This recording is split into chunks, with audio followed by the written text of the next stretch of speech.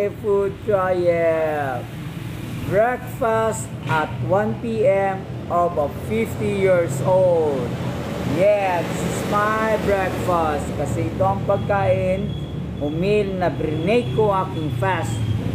Ito ang aking first meal of the day. Walang kong kinain kanina, kundi maligamgam lang na tubig. Vegetable first. Labong na may gata, na may saluyot, na may okra, at maraming malunggay. Diyo, tika na. KBL, Kadyos Baboy Langka. Meron ding malunggay sa ilalim. Chop suey or chop suey. Meron siyang pork liver.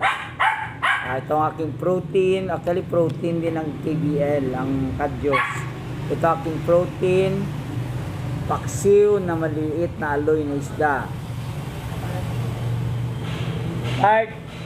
At uga sa amin or tuyo. 1 million cups of rice. And still pa rin as usual, di ako minom ng tubig. I hate water. Yeah, food trial. Mark, salamat niyo, Mark.